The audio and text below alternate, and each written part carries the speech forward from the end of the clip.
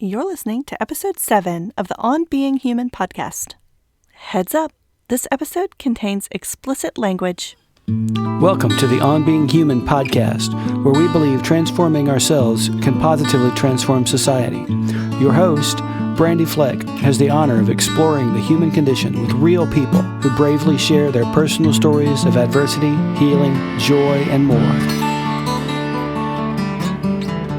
If you're seeking empowerment, strength, and inspiration, listen in to engage and explore tough topics that help us humanize one another, understand ourselves better, spread love, and connect.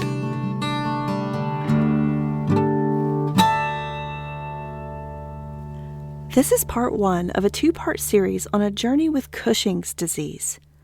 Guest Tiffany Thomason appears with her husband Josh Thomason to talk about what she's been through personally and what they've been through as a couple due to Cushing's. In part 1, Tiffany focuses on describing the physical symptoms, detailing the importance of looking at the bigger picture with seemingly unrelated small symptoms adding up as a whole. Her symptoms started in 2008 and came to a head in 2018. She recently went through a brain surgery where doctors removed 2 tumors from her pituitary gland. Tiffany opens up about having muted emotions due to elevated levels of cortisol as a result of Cushing's, and how after surgery she had to adjust to having normal levels of cortisol. Tiffany has a master's in educational psychology, plus does medical billing and coding, and Josh is a software engineer. They met while living in Nashville and both love to travel. They decided to follow quality healthcare and have relocated to the Atlanta area. So let's dive in to get to know these two as a couple and get a glimpse of how they balance each other out while supporting each other and having a positive outlook and rolling with the punches. All right, today we have with us Josh and Tiffany Thomason. How are you guys doing? I'm doing well. I'm doing great. How about yourself? Very good. I am so glad to have you guys on the show. And can't wait for you guys to sort of share with our listeners who you are as a couple and what you've been through in your lives together and some individually as well. So let's just get started with getting to know you two. Can you tell us a little bit about what are your interests and tell us about some of your recent travels and adventures together? We both together as a couple really enjoy traveling. That's one thing. We lived in Nashville for a period of time and really took advantage of the music scene and that kind of lifestyle. And we also host for Airbnb, so that's another one of our interests. But travel is probably the top thing that we really enjoy. Some of the travel we have done is not all for pleasure.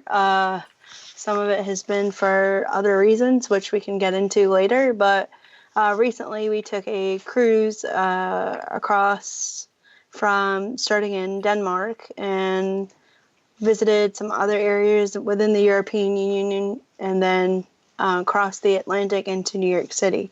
So we were away from home for about 3 weeks. Awesome.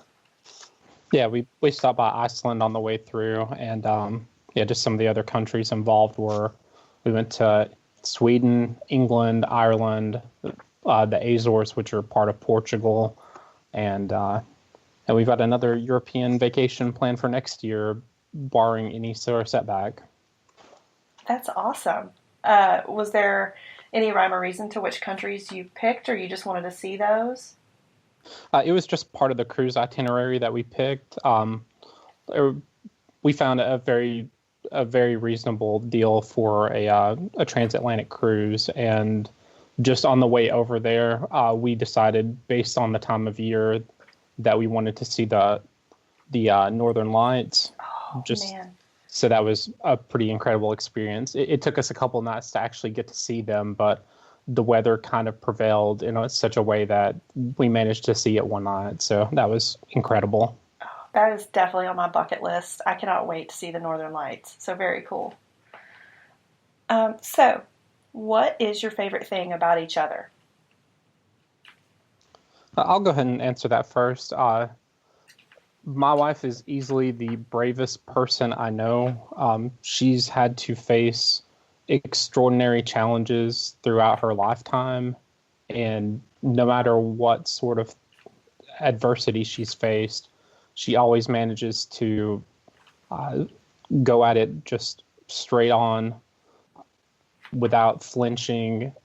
She'll tackle anything. She knows that no matter what the situation is, even if there's not an easy answer, she can still solve the problem in some way, shape, or form. So that's probably the thing I admire most about her.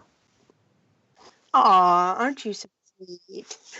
I would have to say, I don't want to just repeat everything he said. So to keep it short and simple, I would say, for me, the thing that I favor the most about Josh is that he knows how to take something sour, like a sour situation, and make it either sweet and or funny. And even when we frustrate each other and get on each other's nerves, like he finds a way to come back like 10 minutes later and make me laugh. So, yeah. I thought you were gonna say that my favorite thing was my ass, or your favorite thing about me was my ass. I was gonna make the joke back when Josh and I first started dating. He asked me something about, I don't know if I asked her if she found me attractive early on in our relationship, and the answer I got was looks aren't everything.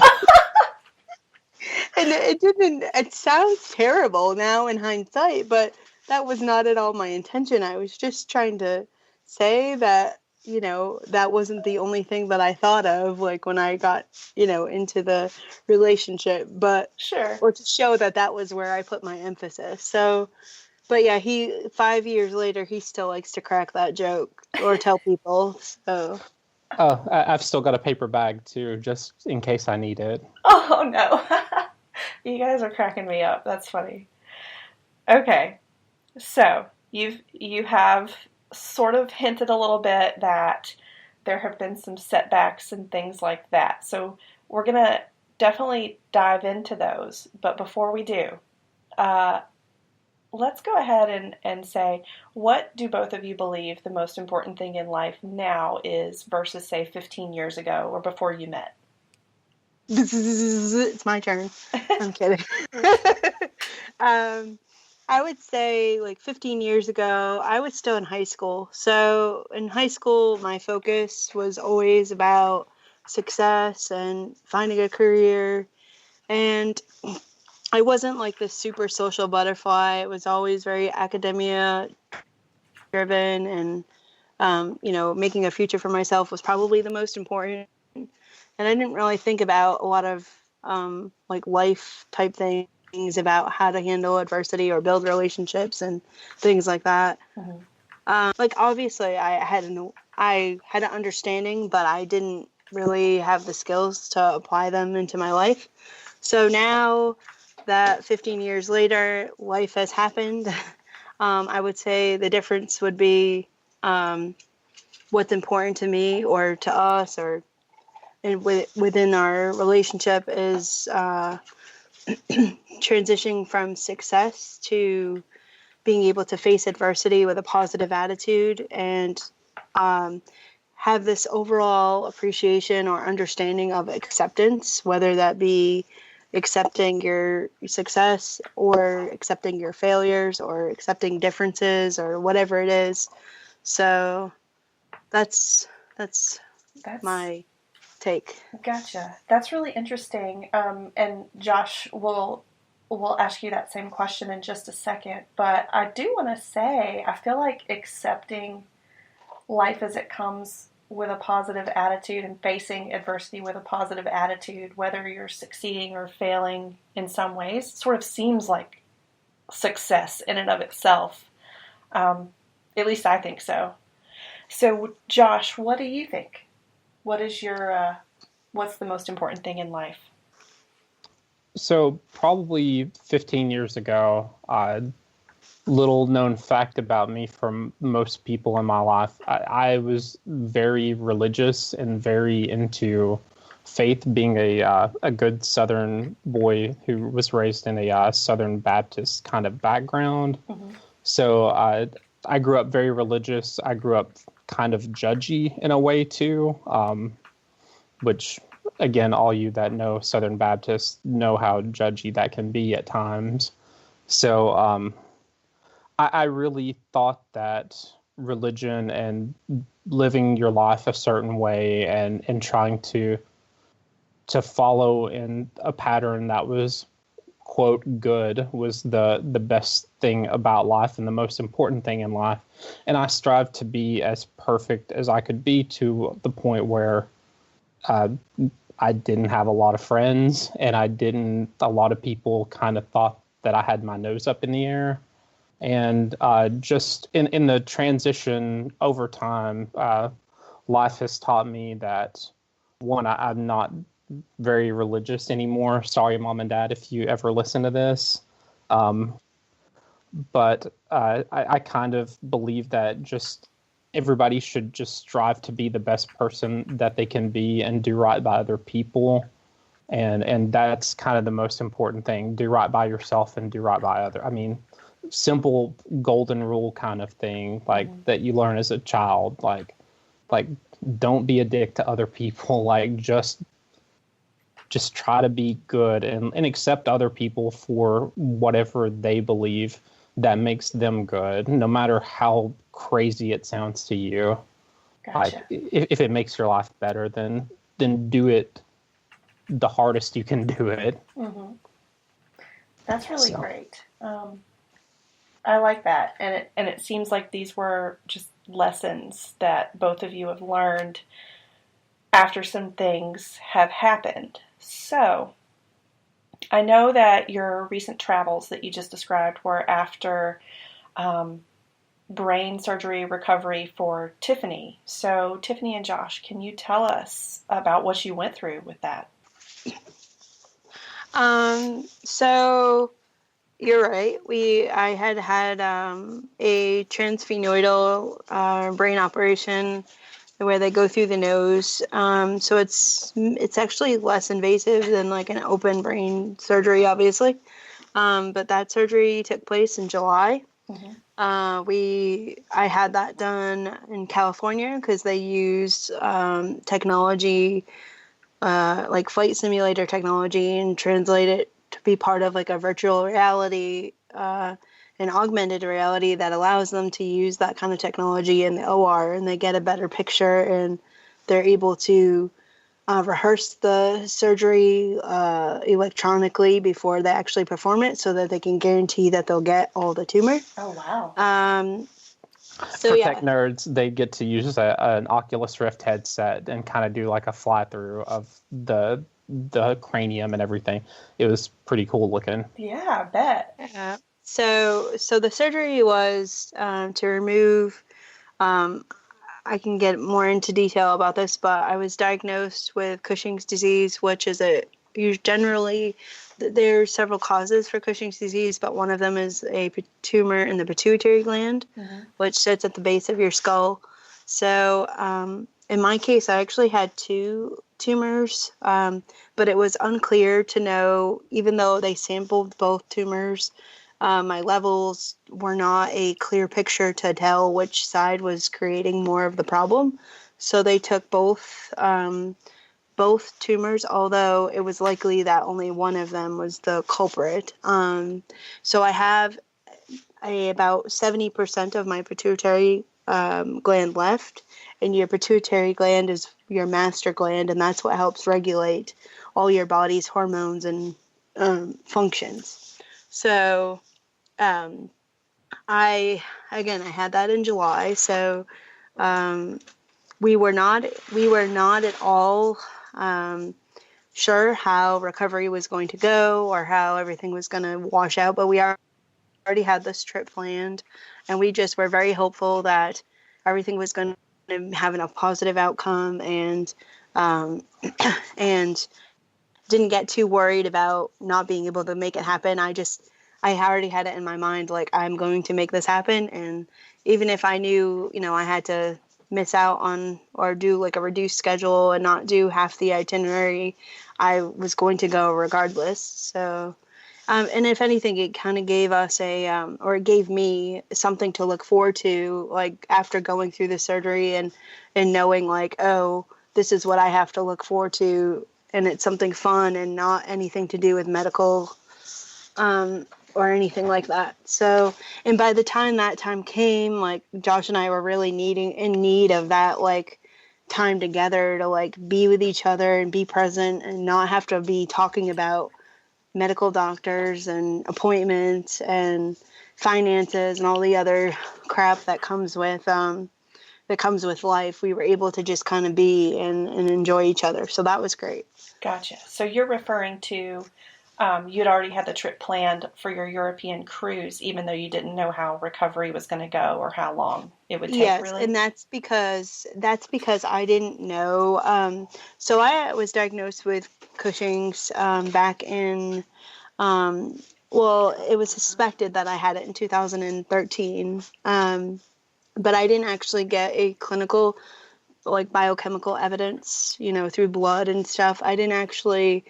I wasn't able to catch results for that until 2015, and for several years, they thought that the cause of my excess hormones were coming from a different source, not of the pituitary, because I had other lesions throughout my body. So it wasn't until March of 2018 that I had another set of testing done. That prompted them to do another test in April that samples the veins that drain from the pituitary, like through your sinuses. Mm-hmm. So they were able to tell at that point, hey, the source hasn't been outside of the pituitary. The source is the pituitary. So we got that diagnosed. We got that confirmed in April. So it wasn't like we had a lot of time. Like we didn't know this was going to happen. It just sort of happened. And between April and May, we got a surgery scheduled, and we tried to get it scheduled as soon as we could so that I would have at least 6 to 8 weeks to try to recover. And yeah, so we planned the trip in October of 2017. So Yeah, we had nearly a year out before we so it wasn't like we had the surgery and then planned that like just weeks after as a now we're going to do this just as a celebration kind of thing. Right. But it ended up sort of being a blessing, I guess, that you had it there.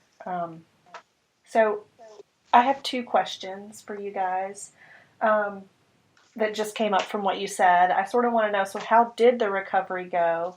And then the other question is, what was it like living with Cushing's without having evidence of it or without having a formal diagnosis for so long? So I can answer do you want me to answer the recovery part? Sure.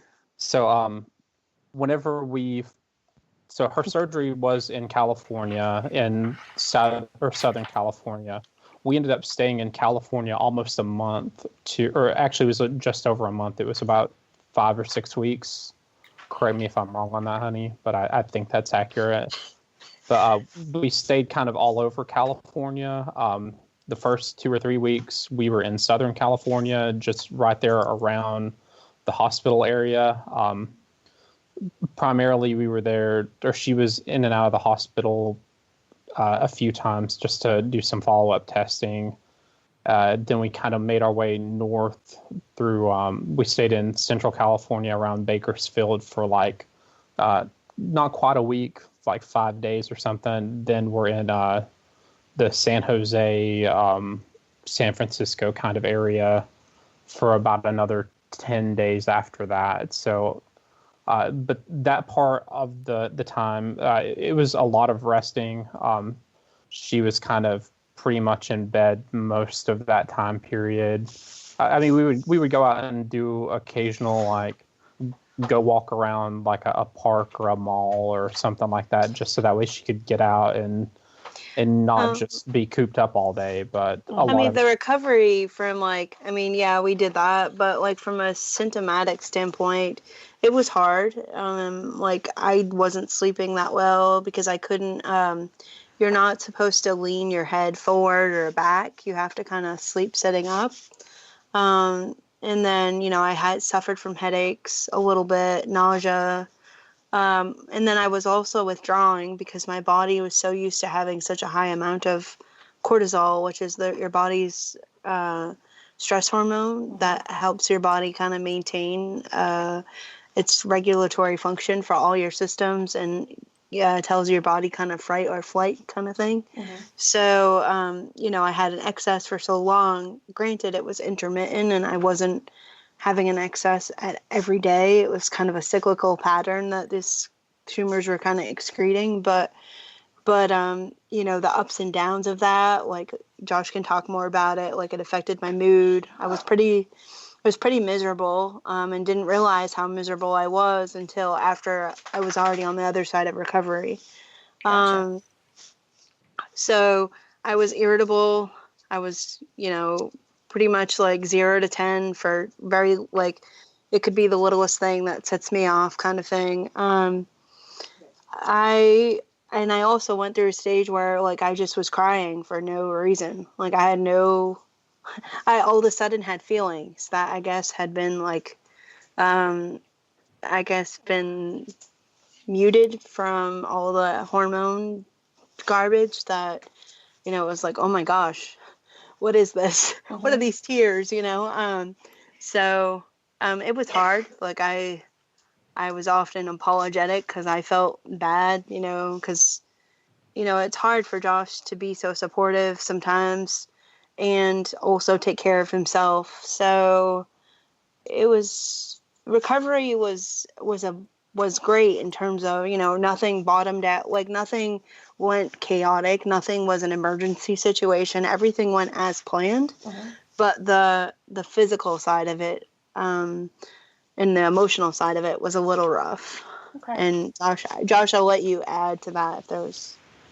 You definitely had a hard time kind of transitioning back into things. There were plenty of nights where she would just start weeping really for no known reason. I'm like, what's the matter? And she's like, I don't know. And it was really kind of sad, but also kind of sweet because, like she said, she hadn't really been experiencing a lot of emotion. She had been very flat for a long time in terms of just affect, and like I would try to sometimes do something kind of nice, but nothing just like too outlandishly grand of a gesture.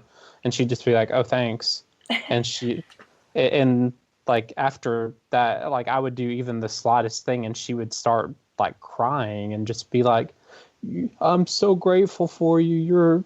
You do so much for me. And I'm like, look, I just grabbed you a bagel or something. Like, you don't, why are you weeping? Oh, wow. I mean, it just, I mean, so that means it was a success, right? I mean, that's, yes. Yeah. Because, I mean, like she was saying, her body essentially was producing too much stress hormone. And if you've ever taken prednisone, like that's probably the closest thing I can say is like that, because I've not had a lot of experience with steroids or anything like that. But like I was a mess whenever I took that here recently. And like I was the biggest bastard I've ever met in my life and hated myself. And I'm like, oh, that's kind of what you went through nearly every day, where you were just like fine in the morning, then something small would happen and you'd snap and be furious, and then you'd be sad about snapping, and then it's riding a roller coaster. It's a little bit like bipolar. Yeah, I mean, you're all over the place. At least I was all over the place whenever I was having to deal with that. And you said that was sort of similar to Josh had to be on a round of steroid. Like, he was on prednisone for a swollen uvula, which is that little bally thing in the back of your throat. He had a little incident, so he was on prednisone. And whenever he was on that, I was like, not that I wanted him to be on it, but I was like, oh, now you get to see what it's like for me, like when you have no control over what your emotions and what your body is doing. Like, it's kind of strange how you go from like happy to being like, oh my gosh, like, get me out of here. Right. So So, I mean, I was glad in the sense that he was able to take kind of secret lesson on a secret lesson on what it was like for me. I think he's had a lot more understanding and a lot more empathy for that part of what I go through now than he did then. Absolutely. I wanted to shoot myself on that stuff. It was terrible. Like, God. Gotcha. So that flatness and that unable to control your emotions, is that what you went through for years before you actually got that formal diagnosis? So when I first started out, I started with symptoms back in 2000 for Cushing's. I'll get into a little bit of it more further down into our episode, but the Cushing side of this, I started with symptoms really peaking in 2008. Okay. And at that time, it was mainly just like uncontrollable weight gain. And it would be like overnight. Like I would literally go to sleep, go in my pajamas, the next day go to put the same pair of pants on and wouldn't be able to fit inside of them. So, I started doing, like, I was with a personal trainer trying to do, like, change my eating habits. Like, I really kind of hit the ground running, like, what is happening to my body? And then I kept kind of just getting passed off, like, oh, you're in college, take these anxiety meds, take this, take that, And then in 2009, I started to have some, like, female changes with my menstrual cycle, things like that. Again, weight gain was a big thing. But by 2012, it started to affect me in a way where my muscles were just fatiguing, like my upper body muscles, like in the arms, like your biceps and my quadriceps, even in the legs, like your biggest muscles that help you to go from sit to stand and like blow dry your hair and brush your teeth. They were just all fatiguing. Like I was getting these, weird symptoms. And then I started with a little bit more of neurological symptoms where it was like numbness in my hands, just really random things that you don't necessarily associate with a big issue. And at that time, like I was diagnosed with polycystic ovarian syndrome, which most females, if you're listening, would know. I think even This Is Us, Kate just had disclosed her difficulties with PCOS. And so that's a typical female diagnosis for any female that has any sort of hormonal imbalance. And so that kind of got passed off as that, oh, you just finished grad school, so your life is chaotic and stressful, so that must be it. But the mood stuff, I feel like, didn't really start to peak until probably between 2015 to 2018. Would you say, Josh? I'd say mostly like 17 was probably the worst of it. Yeah. Okay. So I think towards the end is when it really, because I think that's when it really was starting to affect my sleep. Like I would be I'd be raring and ready to go at like 3 or 4 in the afternoon and then be up all night, but then sleepy all day. And that's typical of somebody who has what they call it's a reversed diurnal pattern, which is like your cortisol helps regulate it tells you when to be awake and when to be asleep. And so for me, it was reversed the other way. So you're supposed to have cortisol gradually increase starting in the morning, and then it bottoms out again at night. And that's how you get sleepy. But for me, it was low in the morning, and then it didn't peak until afternoon into evening. And that's why. So I think some of my mood stuff really came into play when I wasn't sleeping right or wasn't sleeping well. Gotcha. So I think that's what kind of made it kind of exaggerate a little bit and become more and more of a problem. So. Okay. Well, and so sort of an example of you keeping a positive attitude through all of these things is I know that the 2 tumors you mentioned, you guys, well, you named them And I think that's a great way to go about it. Can you tell us like why you decided to do that and what that did for you? So when I was rearing, like after getting the confirmed diagnosis that the Cushing's was coming from the pituitary, and I knew I was going to be having pituitary surgery, Josh and I are both part of support groups online that are about Cushing's, but they're also about neuroendocrine tumors, which is the kind of tumor that I have.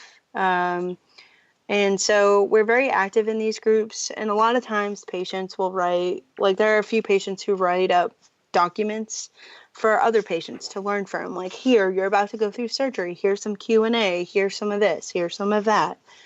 And so I had been reading from other patients that naming your tumor helps you like associate like victory in terms of like, oh, this is no longer a part of me. It just helps with the association of like, I'm not, now that I'm on the other side of this, I'm not going to fixate myself with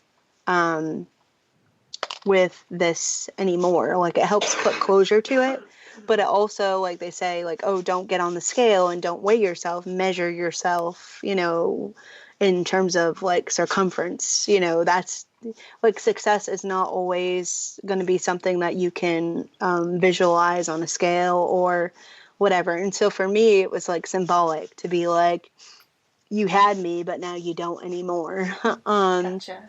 So, I mean, I don't really know. I think I just was kind of like, oh, well, I think I had another tumor for, another neuroendocrine tumor that was removed in 2013 before I met Josh. And that they initially thought my Cushing's type symptoms were as a result of that tumor, and it turned out not to be, but that tumor I think I also named. And I think it's just like, for so long when you're going through a diagnosis like this and it becomes such a part of your life, the illness does, but the illness becomes part of your life, and the tumors, so are what's creating the illness. So if giving them a name, it's like, oh, they're gone, they're out of my life, kind of thing. So I mean, I don't really know. I'm kind of rambling at that point, but it's just kind of like, it was just one of those things where I could associate like being done and being behind me versus like it. Gotcha. So Gotcha. So y'all, Tiffany is done with the tumors, but her story and Josh's story is far from over. Themes of acceptance and support carry over into part 2, which you won't want to miss because we delve into the emotional and transitional aspects of the journey. How a rare disease impacts career, attitudes surrounding success, how diagnosis was a relief, and accepting your life path, even if it's not what you planned. And that can be a tough one, you guys. So the couple gives advice from both the patient and caretaker perspective in part 2. For this week's show notes, though, part 1 of A Journey with Cushing's Disease, visit onbeinghuman.podcast.com/episodes/007. And if you have questions about Cushing's, you want to offer words of encouragement, or have a similar story you want to share, absolutely feel free to leave a comment. I know Josh and Tiffany would love to hear from you, and me too.